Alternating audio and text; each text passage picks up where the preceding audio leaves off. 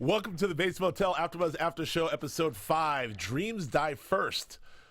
I don't know what does that even mean, Dreams Die First? Oh, like other things die second. Let's find out right now. You're tuning into the destination for TV superfan discussion, AfterBuzz TV.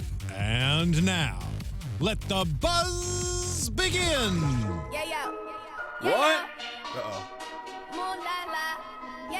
Tell me about it, Joe. All I gotta say is, what? Y'all should know me well enough.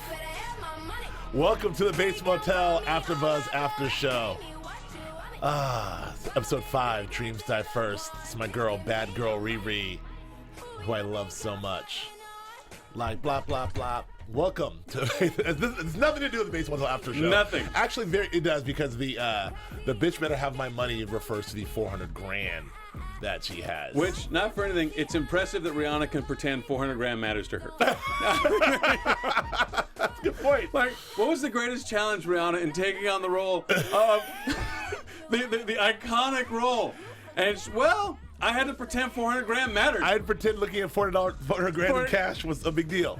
And I had to pretend I didn't know how much it weighed. Because, bitch, I know how much it weighs. I take that to the strip Shit. club. Welcome. Tuesday. Listen, we're here at Bates Motel AfterBuzz After Show. I'm Joe Braswell. I'm joined, not as always, but today by my lovely friend Joe Sanfelipp. It's nice to be here with you guys, and I'm feeling very lovely. This is very exciting. Just me and you, Joe. Just you and I. This hasn't happened since have Friday night. Hey-o. But on the phone, I can say as always, because she's always here, because she's so god darn reliable. I have the lovely Julia Cearley. Hi. Hello, gentlemen. Julia Cearley is like yourselves in there. She's like a redheaded Swiss watch. Voiceover. Redheaded You do voiceover for a living? Swiss watch. There it is. Excellent. We are a little punchy. It's Thank you. Yeah. It's because you're so reliable. How's that? Thank you. Does Joe know how to get the ladies or what? Does Joe I'm know how to telling press you. ladies? Baby, you like a redheaded Swiss watch. I think I might have been married for too long. I'm just spitting You've game, been out of yo. the game for a while, Flip.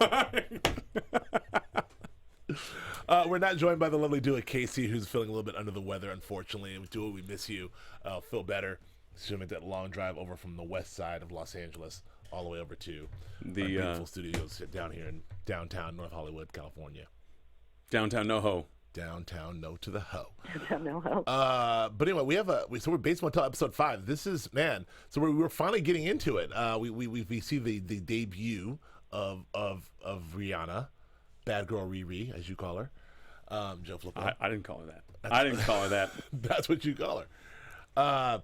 So lots of happening here. We got Norman has a visit to the White Horse and Norma.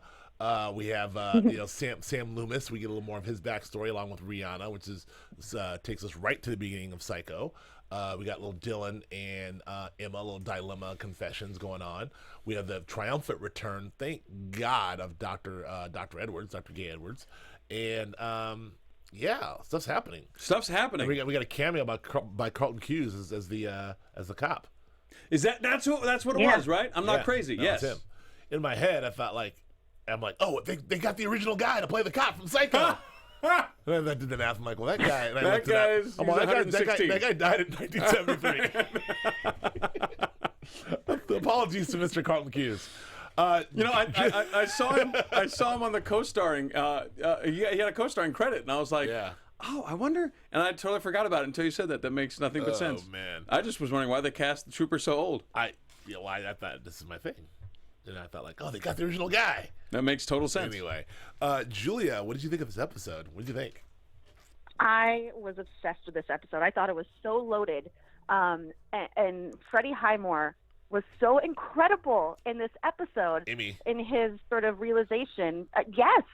Yeah. His alone were just stellar. Yeah, definitely. I absolutely loved it. I love the introduction of Psycho, what we've been gearing up for the last 4.5 seasons, and how it seamlessly, I feel, it's just a seamless transition into this story that we know and love. And it's interesting seeing Psycho that we know and love set in this sort of modern time. I was just obsessed with this episode. It's kind of like Carbonell.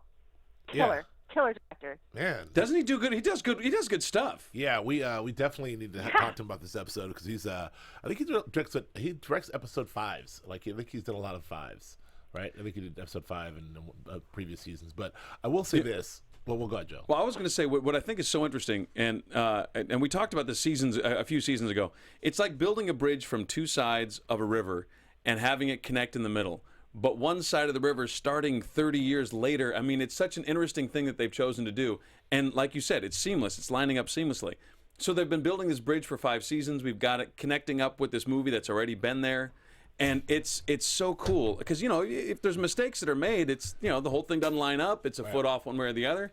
And it's not that way. It lines up, like you said, seamlessly. It's going to work. It's going to be a perfect fusion. Our girlfriend Jodie Walker talked about in her column in her recap column. If you haven't checked that out, check out Jodie Walker's column in Entertainment Weekly.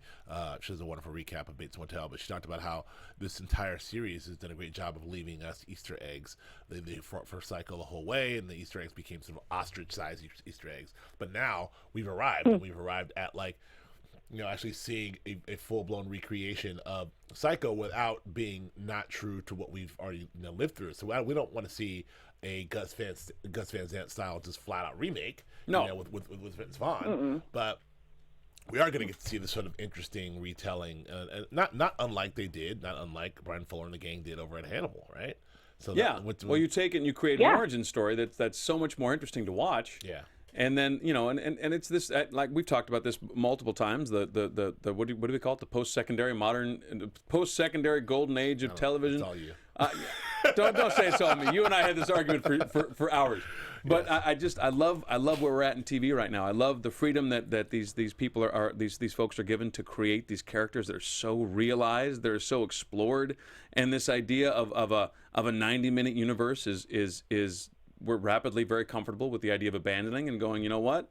If it takes you 50 hours to create the universe, take 50 hours. Well, let's get into the Rihanna of it all, because I mean, she's gotten there's been some mostly good, but there's some polarizing, you know, views on Rihanna and her acting or whatever. And first of all, I thought she was fine. I didn't think she was, you know, she wasn't Meryl Streeping it up, but I thought she was fine. I thought she was, you know, better than fine. I think that she, you know, you have a legendary role. But, you know, done by Janet Leigh. Not that Janet Leigh was acting it up either, by the way. I just think, I don't know. I thought she was great, but what do you think about, you know, sort of it's very true. She's having an affair with Sam Loomis, just like the other Marion Crane was. We have that whole, it's not, no, the other one was set in Phoenix. This is set in Seattle, which makes more sense because obviously White Pine Bay is close to Seattle. We have that very similar setup with the whole, except this time she's a notary public as opposed to just a secretary. And I liked all of those. I like everything about it. Everything about the $40,000 from Psycho has now become $400,000, which makes sense. It was $40,000 in Psycho. Inflation. I liked all of it. I like the asshole boss. I like that exchange there. I like the weird fat cat, just like in Psycho. In Psycho, he had the Texie, he had the cowboy hat. I liked all of it. I'll tell you what. You know, Rihanna can notarize my. She can notarize any of my documents any day of the week. You know what? What time is it? How far in are we? It was a heaving notarization. Oh, I mean that was a little gratuitous. She bent over and did it was a little heavy. Heaving notarized. I don't know how long we've been on, but however long it is, it's about 5 minutes longer than I thought it would take for you to say that Rihanna could notarize your junk. She can notarize. So I didn't say she could notarize my junk. Oh, you implied it. I wish I'd written it down because I knew there was. No one said Rihanna can notarize my junk, but she could. But I don't know, Julia. So you like Psycho, the film, and this stuff. Did you think this stuff was a little too dead on, just right? Was it cool? What do you think of Rihanna's performance? Was it exciting to see? Like, what do you feel about the whole Marion Crane storyline? As far as the comparison of this to the original, I think that they are. I think they're doing it just right, with having their own take, but still. You know, giving a throwback to the original. As for Rihanna, I'm kind of on the fence right now. I hate to say it. Right. She's not my fave. I mean, everyone is just acting their asses off on this show, and she just sort of stands out to me because she's not quite up to par. Yes. I mean, that's not to say that she won't kill it in the pardon the pun, but kill it in future episodes. Yeah. But I think the casting choice is slightly questionable. I mean, I don't really do you feel understand like it's more stunty than anything else? Yeah, and it just feels a little out of character for this show for me. Okay. All right. Well, I like it. I mean, one of our engineers, producers here, Marissa, was very critical of this and just sort of saying, like, she felt like she was wanting to get back to Norman and Norma. I mean, there's no Norma in this episode, which we'll talk about, but wanting to get back to Norman and why am I sitting here? I mean, she's like, I gotta sit here and look at Rihanna the whole time and just watch Rihanna, like sit there and watch her. I'm like, yeah, that's that's the point. I mean, I don't mind watching her. She's gorgeous. She's hot. But I just don't want to watch her in White Pine Bay or on my Bates Motel. Fair enough. It's a very sacred space to me. Fair enough. But can she notarize anything for you? That's what I want to know. But she can notarize my public any day. All right. Go. Joe, what do you got? I'm mixed on it because I think at this point with this show, for me, I think they can basically do no wrong in my eyes. So I mean, it's almost unfair. It's like I feel like I'm at a restaurant where the meal has been so perfect the entire night. The wine's been amazing. The appetizer was incredible. The little bit of soup was perfect. The salad that came with the soup for no good reason was unreal. The lobster was perfect. And at this point, like, we're talking about the dessert. And I'm like, you know what? If the dessert, their choice, they gave me something maybe I wouldn't have chosen for myself, I'm fine with it. I think that's kind of where I land on it. Okay, I'll take it. So that was good. And realize that, like, yeah, Sam Loomis is the actual character. Sam is the guy. I can't remember, Julia, was Sam having an affair in Psycho 2? Or what was going on with that? Oh, I mean, I know obviously Sam Loomis. I know they were sneaking around. They were sneaking around, but I don't know if they were having. I don't know if they were having an affair or not. But it's very very similar beginning to all that stuff. Well, you know what's funny to me? Maybe this is weird. I think of him as a bigger dirtbag because it doesn't seem like Rihanna's character. It doesn't seem like Marion knows about Madeline. Am I crazy? Yeah, no, she doesn't. No, she doesn't. She doesn't. No, very clearly. everything about their relationship is a lie. It's completely manipulative. Right. He's built very elaborate lies around what his life is up in White Pine Bay. On both sides. I don't know how you keep that many balls in the air, so to speak. I don't know how you do that because that's incredibly complex. I got this whole storyline going over here. I got this whole storyline going over here, and nobody knows about. That's incredible. And what was he running? He's saying, "Oh, it was the debt. I can't marry you because of the debt. I don't want you to." Yeah, he's in awful debt. He's living in a room at some guy's house, so he I'm doesn't embarrassed. have guests. Yeah, and that's why she's like. But then he's also very manipulative in that, I love you. You deserve better. I want to give you the world. So he really wants to. It's not like a flash in the pan of an affair. Like it's really rooted. Rooted in some Riri. That's what it's rooted in. And he's gonna, but look, she's what's so funny? You said rooted. Never mind. Go on. Okay. All right. What was I gonna say? So yeah. So I think that it makes sense that she loves him and she wants to she loves him and she wants to take that. It's worth taking the money. Yeah. Plus, we get to see, what an asshole her boss was, and what an a-hole of a boss, right? Well, this is the thing, and I think that's worth touching on. Is that, and to some degree, please. Is this how you do your employees, Joe? By the way, that's how I do it. That's how I talk. But I do want to say that the boss, whoever the actor they found for the boss, he did a great job in that. The one thing he said that I actually, as a guy who has people that work for him, I absolutely agree with. Right. You do have to pick your moment, and to ask for a raise on the day you were late and embarrass me in front of a huge client, like that's not the day to ask for a raise. Are you out of your GD mind? Yeah. On the other hand, boss, why are you giving people just suitcases full of cash? Hey, that is not Psycho.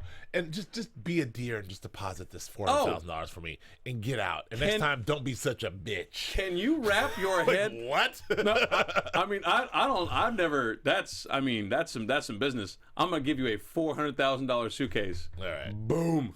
But yeah, you got to know your timing. That is an actual worthwhile. That is correct. But I love the way they set that up though, because she, leaving their little hotel room, or was that her apartment? That was her apartment, right? Don't know. It looked like her apartment, and leaving her place, right, where it looked elegant, looked nice, and she's got her like that was a power suit she was wearing. It looked great, and the buttons very cool design. That was not like a off the rack at Ross. That was a nice looking. That was a serious outfit. Yeah, no. And so you got the impression that maybe she had more going on at work than she did, and I like the come down. You know what I mean? I like when they brought her. She comes into the office, an elegant office, a nice looking place, but you're the notary. You're here. You're never getting to here. Right. Go get a college education. Invest in yourself. Whatever he said, right? The condescending, snide shit. But I love that. I love the way they set that up because obviously she wants more, clearly, and Sam's been promising her more, and she's dressing for more, and we want this next thing. And then I love that it really lines up very clearly where she is. And then when we have that moment with the big client, why she's there. It's not because she stamps the notary thing better than anybody else. It's because she does. That's part of it. Go ahead. But that's you know what I'm saying. But that's the deal. It's not because she's a genius notary. It's because the boss likes looking at her ass and showing her to the client. Right. Very true. I think that was all. I think that was all very well done and very made a really quick, clear case for why she did what she did. So let's move on to. That's a humiliating place to be for her. Right. I I can sort of reconcile in my head why she would take that money and run it. And she even says to Sam at one point, I have other options. Or it's not like I don't have any other options. And he says, I see how people look at you. And no one wants to feel like that, like you're just an object at all times. Tell me about it. It's a burden that both of us bear. It is, I'll tell you. It's rough. Rough out here for us guys. No, but that's real. You never be recognized for what it is you actually can contribute. You're recognized for whether or not you're decorative, and what people. Yep. And that's.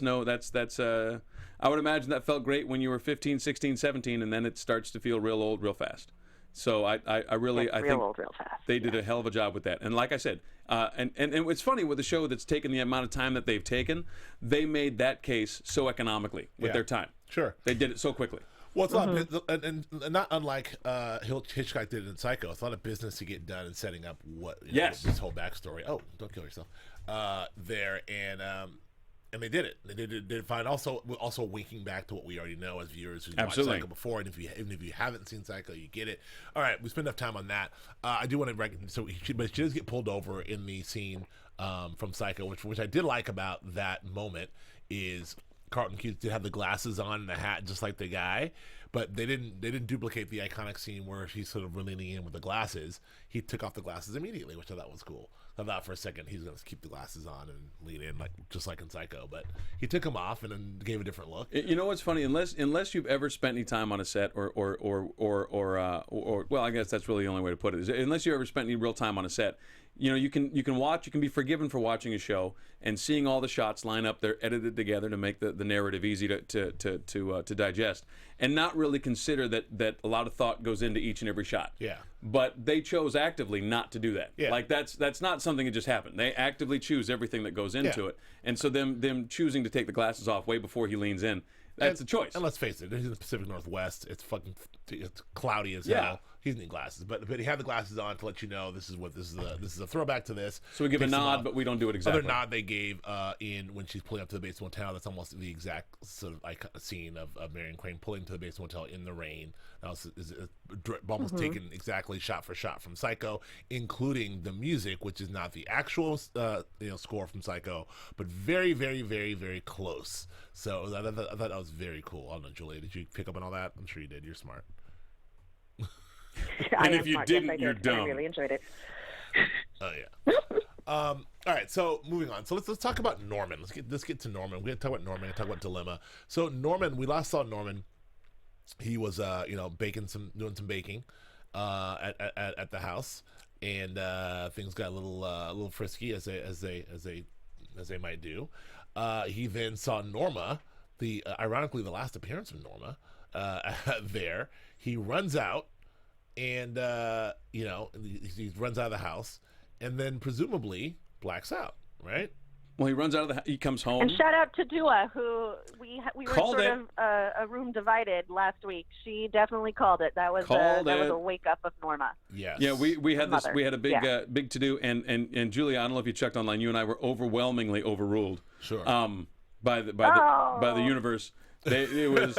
I think you and I were the only ones that were like, I don't think it's Norma. Everybody else like, it's 100%. Mother. It was 100% Mother. But we're not sure if it. You're idiots. Okay. Yeah, it was Norma.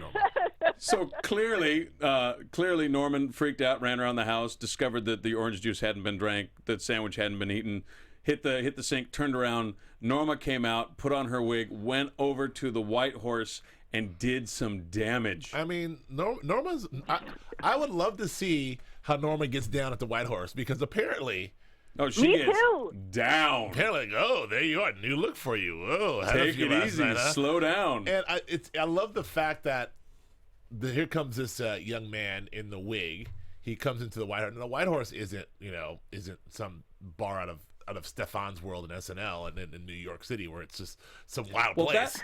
It's just a fucking it's a bar. The fact that this kid can come in with a wig and just come sashaying in. I think it's not just a bar. I think it's I don't know if you call it a gay bar. I don't know if that's accurate, but it's definitely it's got a broad reach. I think there were a couple of folks we were supposed to see. There, right?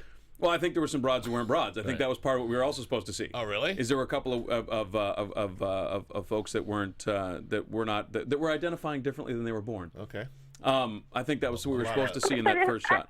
A lot of they and them. I was wondering that, and I don't think it was a gay bar. I don't think it was either. I think it was just like a cool bar, a cool inclusive bar. So you think that's the deal? Norma, he goes there as mother, as Norma. She thinks she's a woman looking for a man. Yeah, she's not going there. Yeah, exactly. And she's in there doing her thing. Okay, so the dude that he went, the dude he clearly hooked up with last night was the guy who helped him in the bathroom. Yeah. Right.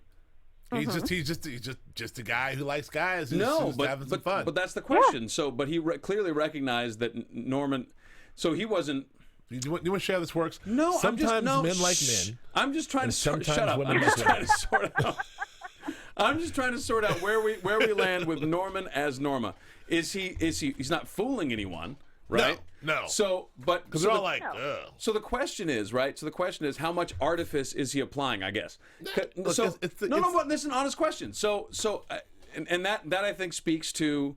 I feel like we're glazing over it because it's kind of a I don't know, it's a minefield if you say there's like how much artifice is he putting into becoming Norma, and then how much would that?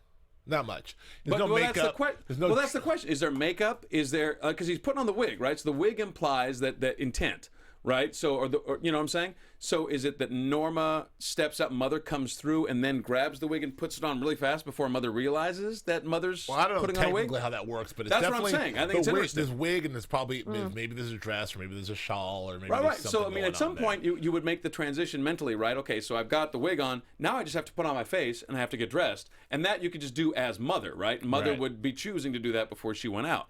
But I'm just curious where the line gets drawn, because clearly no one's fooled. It's like he walks in and they're like, "Who are you?" You know. But it's just an interesting thing to me because again, this show's been so specific about so many things. Yeah.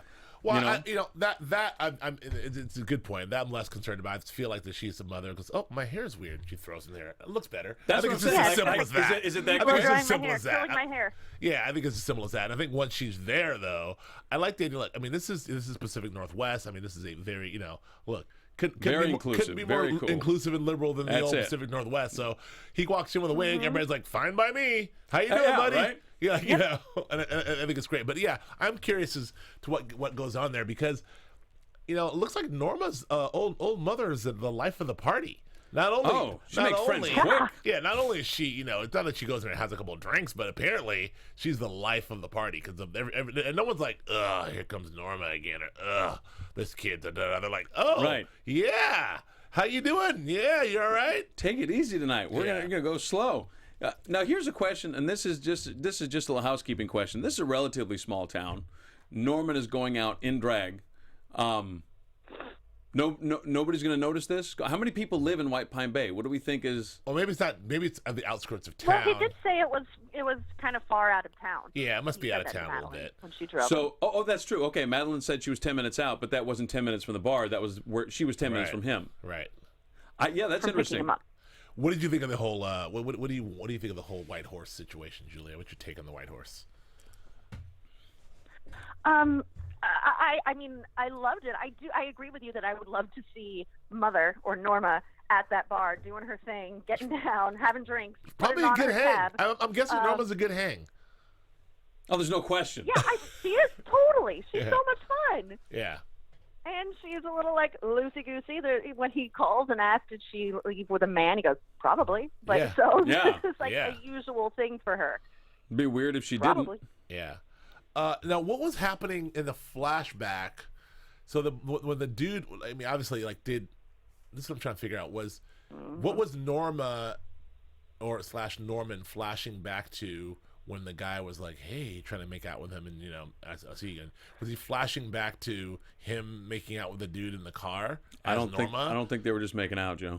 Well, it was Norma getting pleasured by him. I think I think like, Jules is accurate. Right, but his head was definitely going down south. Oh, okay. But Norma was we saw the top of her like thigh-high garters, like that's what I saw. His head going down. It was a little blurry for me. I couldn't figure out what was going on there. Okay, got it. So there was some business happening in the old Mercedes. I understand. I get it now. Mm-hmm.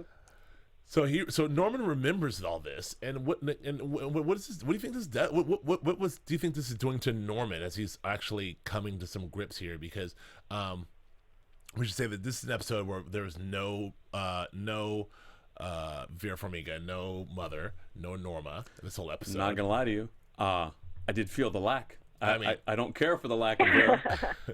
but it's interesting. It's like this episode episode. Was a really. Go ahead, Jules.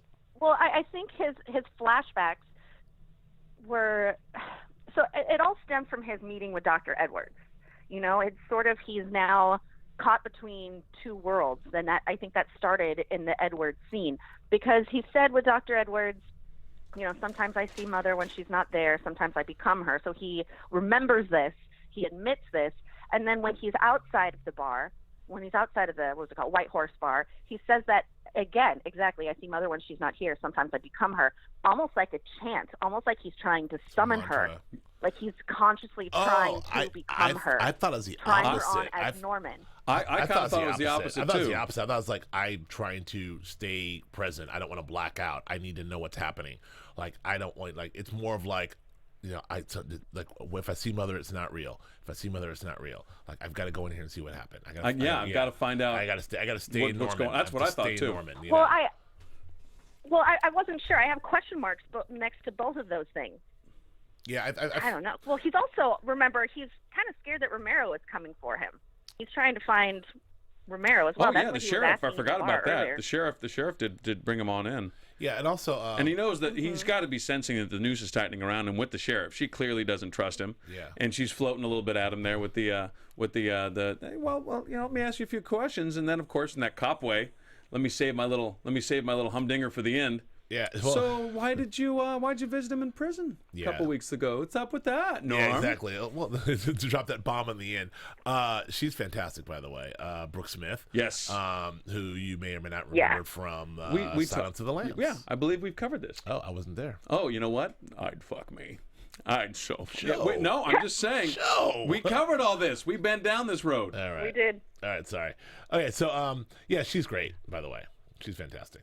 That's all. So anyway, but what I want to go back to though is just Norman sort of just trying to, you know, this is sort of a detective mission of Norman. This whole episode is sort of a bit of a episode of discovery and trying to get to the bottom of things. You have Dylan and Emma trying to get to the bottom of stuff that they've been sort of not faced.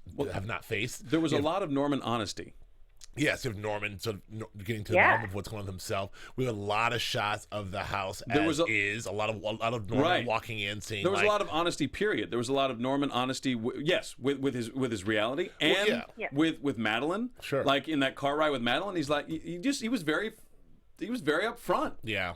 He's like, you know, even when before he decided to tell her, like, hey, you know, you should ask your husband about why he's boffing Rihanna in my motel. But like everything he said was very real. Like, no, look, you were lonely. You were lonely because you felt this, and that was what happened. That's it. And how did you? I mean, did we? Well, in that moment, I want to go back to Norman in a second, but in that moment in the car, Julia, did you? How did you feel about Madeline's reaction? Was that like? I mean, did you feel as if that was? I was a little surprised by her Very mother-like. violent reaction. Yeah, very mother-like in that. In fact, even She not only looked like Norma, but she acted like Norma. Acted like Norma. that head whip, that whang, all that thing, and then that way, in the end, then her like her own. She comes up with her very Norma-like own theory. Like, you're probably just making this up to like to drive us further apart. that makes sense. You know, so that was interesting.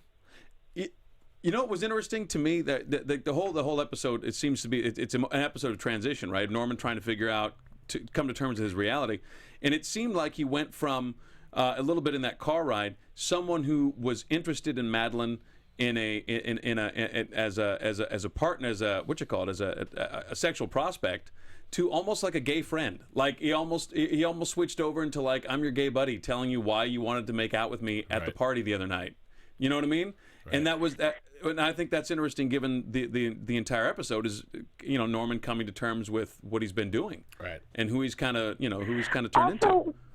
We're also dealing with his feelings of loneliness. He talks about loneliness in the car, that he doesn't have a choice. He barely understands his life as it is.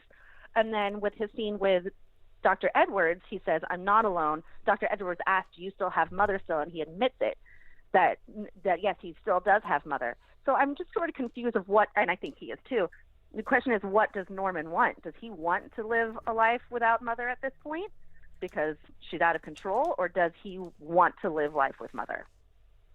Yeah, I'm not sure. I don't think he knows either. I think that's why it's. Well, I think we touched on that towards the end of the episode, like in the bathroom, like when he's there's a real poignant moment in the bathroom where, you know, it seems like, look, he wanted to get to the bottom of this. The way I see Norman's journey is like, I need to get to the bottom of this. I need to find out what's happening here.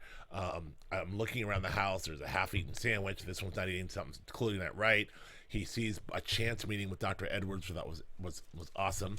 By the way, such empathy that guy has. Oh my goodness! I mean, he draws you in. And Damon Gupton as an actor, like he's just like he's really like this. He just. I feel you, man. Loses empathy, you know, and so it's great to see him like, come on, even though like, come on, man, come on. But you know what was interesting about the way they shot that scene, or one of the things I thought was interesting, they diminished him physically.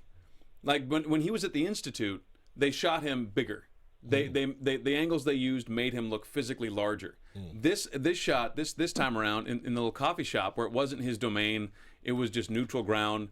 They made him physically smaller, which I thought was an interesting choice, because he didn't feel as overwhelming in Norman's psyche. Does that make any sense? It does make sense. What I found very interesting about that is like when they're having that confrontation/conversation about, you know, very much, do you remember like what I told you? Do you remember what's going on with you? And when he says it out loud, it's this horrible sort of self-realization. Yeah. And real time, like, you know, yes, I become Mother. Oh shit, like that's what I do. Like, oh my God. And the tears in his eyes, that's where the Emmy came from, Julia, right? How about that acting? Yes. Like that. Yes. Like spectacular. Yeah, that scene where he's like sort of tearing up and realizing, oh my God, my mother's dead. B, she's not real. What does that mean? C, I become her. What does that mean? I still have her. All of those implications in his brain when he starts running through like, oh my God, people are dead, things are weird, chick, what's going on? Like, all that stuff is like, all he could do was cry. You know, and then he's like, oh, I've got to get to the bottom of this. And so what I was getting to is like, so he does his investigation meeting, goes back to the White Horse, you know, looks at everything as Norman, you know, experiences it all, has the dude come on to him, the good-looking guy come on to him at the end. And then when he's most vulnerable, when he's like, I can't take this anymore. I slept with this guy. I may have killed some people. What does he say? I want my mother. Yeah. And no, I need my mother. I need my mother. And he's running home. Now is he running home? That's the end of it, right? Is he's running home, right? That's what I remember. I want to make sure that I'm correct. Julia, I thought last thing I remember is him saying, I need my mother. But he's not back. He's not back to the house yet, right? No. So he's going now. Is he? I don't think so. So is he going home? Does he realize that because Like, does he have that memory? Like, I slept with this guy. I don't know. Now, what do you think? Is that real? Does he really recognize that he slept with the guy, and then therefore he's mother? Is he going home to see if she's in the basement, or is he going home? Yeah, who knows? I mean, this is the thing. Like, he realized... he had visions of mother in her freezer in that state, and him just sort of resting his head on her lap. Right. So I think he's just coming to the realization that she really is just dead. Like, there's nothing more. She's just dead. Right. That's the trip to me. So if he's going, and it seems like his moment. We talked a little bit about him in his moments of honesty, and in that moment when he says, "I need my mother," and his little friend says, "Can I call her?" That's the moment he says, "No, you can't." Yeah. I don't know. Like he's realizing that she's just dead. Like I don't know. I can't seem to articulate this. She's just dead. Right. He's lonely. Yeah, it's weird. But we got, because we're only in episode 5, and we got at least 5 more of these bad boys to go.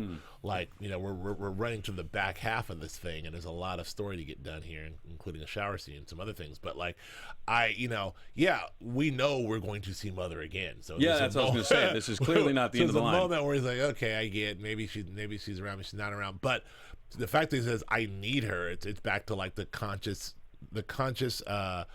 level of consciousness, knowing that I need my mother as a coping mechanism. Like, this is all too hard. I can't handle any of this. I don't know what to do about this dude. I don't know about all these dead people bumping around. Like, I need mother to come back and handle all this for me. Well, it's interesting to me. It's like an exploration of how long can you really live in a self-created bubble before reality it pops it for you. Yep. This is your autobiography, by the way. It's a very long title for autobiography. An exploration of how long you can really live in a self-created bubble before someone pops it for you. But to me, this is your life before Ehrin. Right. Ehrin's the needle. So how long can you really live in this? And then it seems to me like going forward. At least in the previews, there's definitely a shot of mother going, what do you want me to be? Right. So there's like a reestablishment of this bubble. I mean, psychologically, it's an interesting thing to consider, right? So we've had this whole episode has been the popping of the bubble, right? And then clearly going forward, he's going to reestablish it, right? Isn't that what we kind of know that, right? Yeah. I don't know. I think it's going to change from a coping mechanism to a conscious choice. That's the question, right? So how conscious is it? I can't handle this. Like, mother, can you come take care of this woman in the shower? Like, okay, I'll do this. Does it go down that road? Yeah, maybe. Yeah, I don't know. Like, mother, I can't handle this. This is weird. Mother, can you come out and do this? I know she's a bad woman. Yeah. Is that where? Yeah, I don't know. That's interesting. That's interesting. Okay, I want to switch over to Dylan and Emma, because that got really interesting. Gotcha. That got really interesting. Like, that really interesting and sad. Poor dilemma. And obviously, I was wondering, I forgot what secrets that Dylan was sitting on, because not only does he know all he knows about Norman, which is one thing, but he knows what he knows about Emma's mom. And so, like, it's hard when you look at the mother of your child and looking around like, oh, is this Norma's? It's okay. I found this. He's like, God dang it. Like, I gotta... I thought all of that, by the way, was extremely well written and extremely well acted, and props to Olivia Cooke and Max Thoreau for both those scenes, especially that last scene. I thought it was excellent. I don't know. What did you think of that, Julia? No, I absolutely loved it. It broke my little heart for them. They were in such a good, happy, honest place. And yeah, I kind of forgot that he was holding on to all of that as well. And part of me was just like, just keep it all a secret. You got something good going on here. Right. You didn't have to tell her. But, I'm kind of in the same boat, but they live in an honest world now. I'm like, I remember Dharma and Greg. I don't know if you guys remember that show. At one point, Dharma cheated on Greg, and Greg's mother, she was like, well, I've got to tell Greg. And Greg's mother's like, no, you don't. You bear the burden. And as soon as you tell him, you put the burden on him. Right. But but you keep it to yourself and you bear the burden. And I thought that was really an interesting thing at the time. And I think it applies here. Like, if he's getting eaten alive by this knowledge, right? He's getting eaten alive. I know some shit went down with your mother. Right. And if I tell you, it's going to F up all the stuff I got going here, and what I got going here is nice. It's orange. It's modern. I like what we got going. Joe, you spin the pop culture Rolodex, you go digging in the pop culture crates, and you pull out Dharma and Greg. And I think I've watched Dharma and Greg. Jenna Elfman. That's your move. I think I've watched the entire world maybe 3 times in my life, and that was the one. That stuck with me. It's like on Dharma and Greg. You know the ABC hit from 19. Some of you may or may not recall. Jesus. All right. Yes. But let me say one more thing about this. Please do. What do you got, a step-by-step reference this time? I'm going to. You got. What's going on? Tell me about what Patrick Duffy did on Step by Step, please. Oh, you dick. Go ahead. I'm sorry. The writing. I love what they did, the writing wise, because I mean they really had no choice. That was the way you had to write that scene. Yeah. It's not my mother's earring; it's yours. But that could so easily have been a daytime television Emmy moment where it was real soft focus, and they did the menthol in the eyes. Not with Lester Carbonell at the helm. Nope. So you had that. I mean, that exact same writing could have been Days or Bold and the Beautiful, and could have been like, it's not my mother's, it's yours. And dissolve, and it could have been, but they didn't do that. They made it work. Oh, and, of course they did. Props. The show doesn't do that. The show is not Dharma and Greg. The show's Bates Motel. What you lived in Dharma and Greg. Ever. Down. You're never gonna let that go. That's fair. Yeah, I agree. I thought that was very interesting, and then of course I do like what she said. It did break my heart when she's like, "You need to take a walk right now because I'm going to start yelling, and I don't want her to see me yelling in front of you." That broke my heart too. But her digging in the through looking at the old internets and finding out like it's only a matter of time that Norma's dead. Norma's actually dead. I cannot wait. I didn't see any previews to know what they do and what they do. There's so much that has to come together. We know because we have. Well, let's actually jump over to predictions right now. Let's just go there right now. And now your AfterBuzz TV predictions. I just want to go here because there's so many things to talk about here because I'm wondering, like, all these things have to meet at some point because you have, obviously Dylan and Emma dilemma will actually have to go back to White Pine Bay, and the second they show up at White Pine Bay, the jig is up. I mean, the second they show up and see that Norman's bumping around, like, "Hey, what's the problem? Yeah, mom's fine." Like, nobody believes that. Emma certainly has got is very upset about that. So that's number one. You still got my boy Alex Romero, with a nice shotgun pellets in his abdomen, who's also still coming. You got the sheriff, who's no dummy, hot on the trail, like about to figure this whole thing out. You got Dr. Edwards, who's out there, who despite his his letting the case go, like he can't at this point not report something at some point. Well, that's what I was going to say. Well, let's get into that. And then, of course, you got like the people who broke the case in Psycho. You've got Loomis. You got Sam Loomis is the one who broke it in Psycho. Sam Loomis and Marion Crane's sister. So I really wonder if we're gonna see Marion Crane's sister and Sam Loomis come to White Pine Bay to blow this thing wide open, or if they're gonna do something with Madeline and Sam, or if Sam will join forces with Dilemma. I mean, who knows? There's lots of ways it can go. But Julia, what do you think is gonna happen here? Mm-hmm. Okay, I have kind of a crazy one. I really don't think it's going to come true, but it's just crossed my mind. Right. And it crossed my mind because of that scene in the car with Madeline where she whipped her head around and she was super duper Norma-like. I think, again, I don't think it's going to happen, but what if she's the one who kills Marion in the shower? Wow. And she sort of fulfills the mother-like prophecy. What? Oh, interesting. Ooh. And what if, what if there's a confusion between the murder? Like someone's gonna say, "I saw a woman with a blonde wig kill someone," or "I saw a blonde woman in a dress," and people are gonna think and she'll go down for it. Yeah, people think it's Madeline. That's a producer on point right there, kids. That's a good one. That's good. I like that. Because she looks like Mother. She's got the. Why didn't we see this coming? She's wearing the dresses at this point. She's already wearing her dresses. Ooh. Like, what's gonna happen when she runs in and catches? Someone's gonna see, because what's gonna happen is it will be Norman who kills Rihanna in the shower, but someone's gonna see that and go after Madeline. Ooh. That is, Chula, you are. Look at you. Good. Pulling out the hot takes. I mean, I helped too, but Yeah, you guys pulled it together. You guys pulled it That together.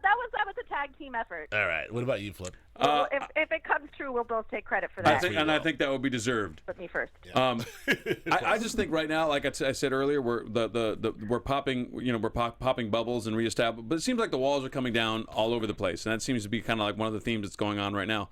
Dilemma had that perfect little world that they created for themselves. Right, we're out of it. We're out of White Pine Bay. We're not in. We're over here. We're doing our own separate thing, and it seems like those walls are coming down. It's a really nice little place they got. It's real modern. I love everything about it. And it's all falling apart. They're fighting. Dylan had to come out and tell the truth, right, about her mom. And Emma knows now that Norma's dead. So that little facade that they built for themselves, that little bubble, is popping. Okay. And so Norman's bubble's popping, their bubble's popping, and everybody's getting drawn back to the ish, so to speak. Well, let's play the last couple minutes. Let's play a very fun game of who lives, who dies. I'm just going to say the name. Each of you say lives or dies. Bring it. Okay. Let's go. Madeline Loomis. Dead. Julia. Lives. Lives. Okay. Hold on, wait. Let me take a tally. Hold on. Jules. Dr. Edwards. Edwards. Ooh. He lives. Julia. Lives. Okay. Lives. Dylan. Joe. Dylan lives, I think. Julia. Let's go with dies. Okay. Let's go Emma. with dies. Lives or dies? Emma. Lives. Joe. Lives. Oh, I hope she lives. Gotta live. Romero. Dies. She's a mother. They can't kill her. She has a baby. She has a baby. All right. Romero. Dead. Dead. Suicide mission right now. He's dead, right? Dead. No way he lives. Yeah. Sheriff Green. Lives. She got to blow off this thing. Lives. Okay. The hot guy in the bathroom. Oh, he lives. We don't see him again. Okay. He fully lives. And then last but not least, Rihanna. Marion Crane. I what about believe Sam she does. Sam Loomis, we'll say Sam Loomis. Sam Loomis lives in Psycho, but what doesn't mean he's going to live in this one. So Sam Loomis, you think he's going to live or die? Well, I don't think they're going to stray that far. And dirtbags tend to live. If that type of dirt, he's going to live. Actually, I'm not sure if he lives in Psycho. I'm confused. Okay, and Marion Crane, we think is not going to make it. No. All right. Dies. All right. That's it. That's fun. All right, kids. That is fun. I like that game. Yeah, we'll check in on the tallies as the next 5 weeks as we get count down to the next 5 episodes. That's all I got. I can't believe we only have 5 more episodes. I know. Heartbroken and bereft. Yeah, it's been really good, really good quality. All right, Julia, well, thank you for joining us on the phone 2 weeks in a row. Thank you, guys. Sorry I couldn't join the phone last week or in person, but I was there. Where can the kids find you, Julia Cearley? Find me on Twitter and on Instagram with my name, Julia Cearley, JuliaCearley. Cool. And Joe Flippo? You can find me on the Twitters at Joe Flippo, JoeFlippo. And you can find me on Twitter and Instagram at Joe K. Braswell and on Snapchat at JBraz. I think that's it. We will see you next week with hopefully a full panel. Dua and all. Dua, we miss you very much. And some more Bates Motel. We'll see how if our predictions come true. Thanks for joining us. We'll see you all next week. Bye-bye. From executive producers Maria Menounos, Kevin Undergaro, Phil Svitek, and the entire AfterBuzz TV staff, we would like to thank you for listening to the AfterBuzz TV network. To watch or listen to other after shows and post comments or questions, be sure to visit AfterBuzzTV.com. I'm Sir Richard Wentworth, and this has been a presentation of AfterBuzz TV. See you later. I'm the only one. All right. The views expressed herein are those of the hosts only and do not necessarily reflect the views of AfterBuzz TV or its owners or principals.